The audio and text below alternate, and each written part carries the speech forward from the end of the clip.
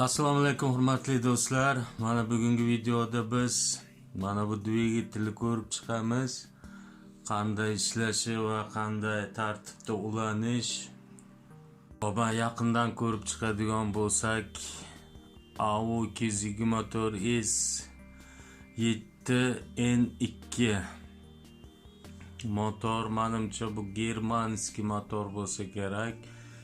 220 volt 1390 оборот 6 watt. Mana yaqindan ko'radigan bo'lsak,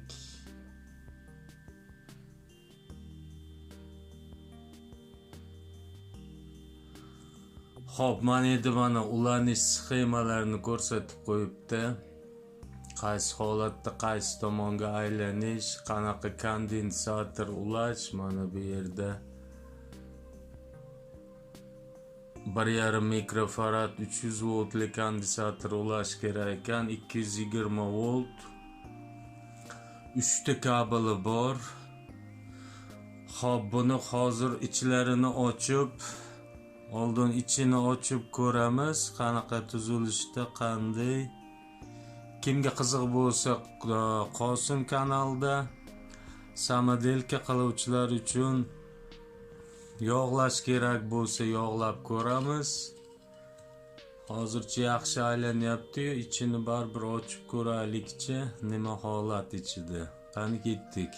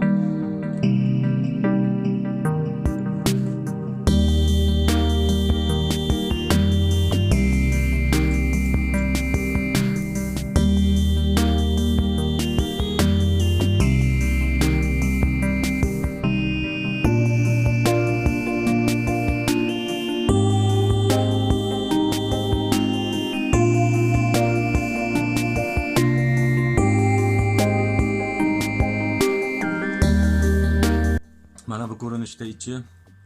E'tibor beradigan bo'lsak, bu yerda podshipnik emas, vtulka ekan. Mana bu esa rotori. Hamda bu yerda ham mana bunda vtulka ekan. Hozir buni qo'ldan kelgancha tozalab, yo'q quyadigan yerga masli kuyib, litollab, mana obmotkasi mana juda ham ajoyib.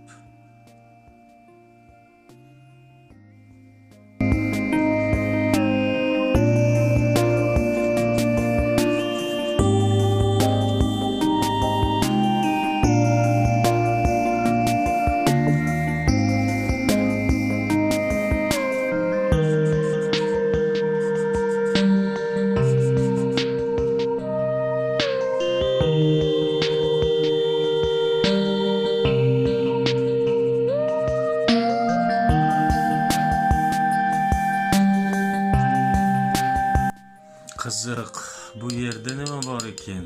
Ochib ko'ramiz.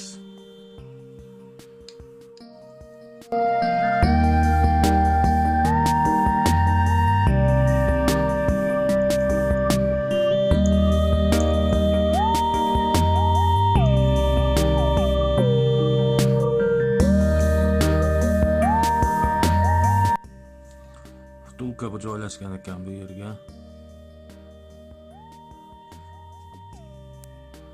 Unchalik qiziq emas, yopsak ham bo'ladi.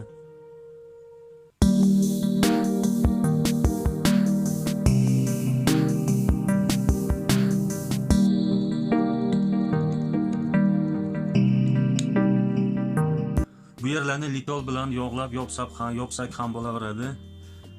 Menimcha bu yog'i juda mustahkam. Mana bunday pochimlik uchun litol shunda yog'laymiz.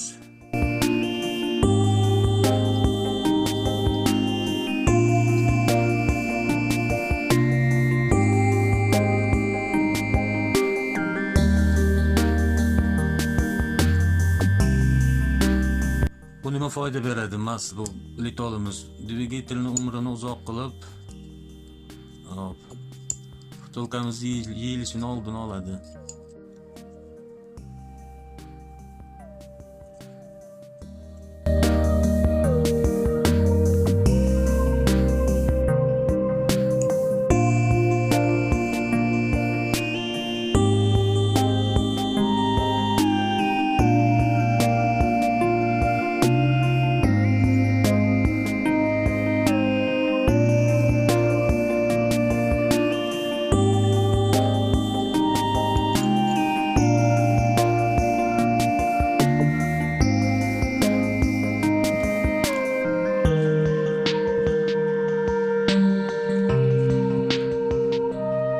Endi bunga mana bu yerda ko'rsatilgandek 1,5 mikrofaradlik kondensator topamiz.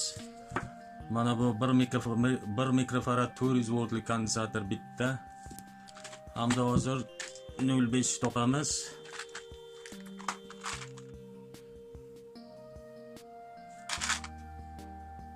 .07 mikrofarad 200 voltlik bor ekan. Ulab ko'ramiz, qani nima bo'ladi. Buni bunga qo'shib ulaymiz mana bu holatda.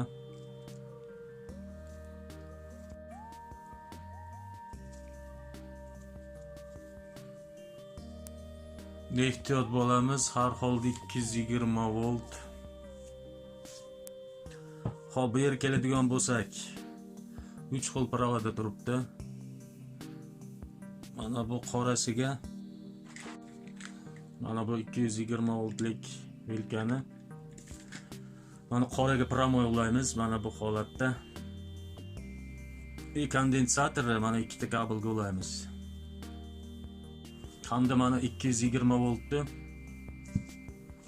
bittasiga ulab ko'ramiz.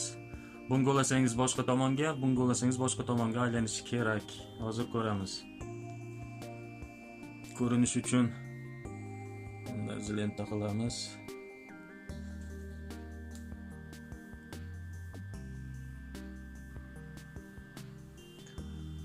Ulab ko'ramiz endi.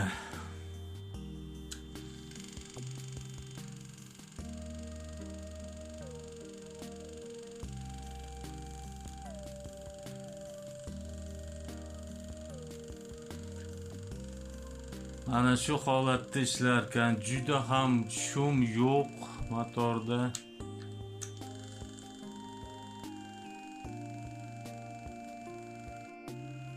Umuman qizmayapti. Ikkinchi tomonga ham aylanadi bu. Hozir ikkinchi tomonga ulab ko'ramiz. Mana hozir bu tarafga aylanyapti. Mana ko'rib tursangiz.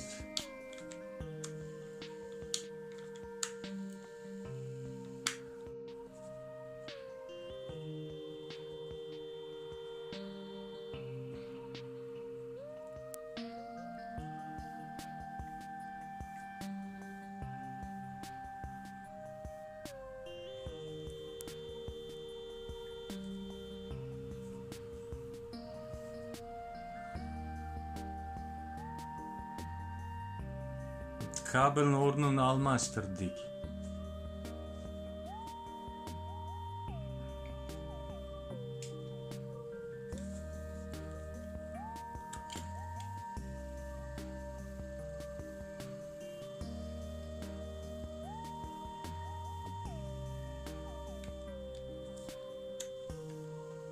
Ikkinchi tomonga aylanyapti.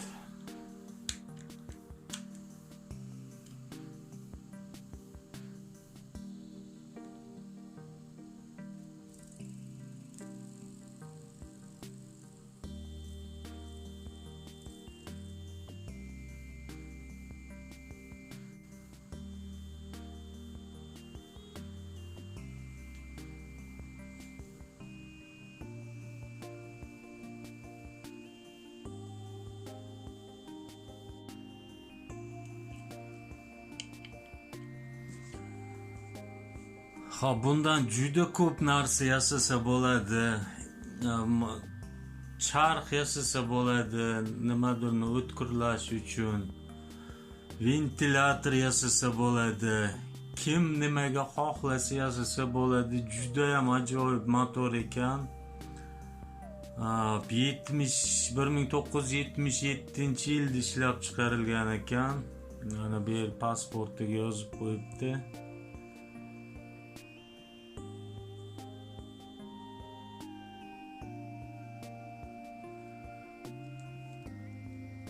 Yaqindan ko'radigan bo'lsak, mana shu holat.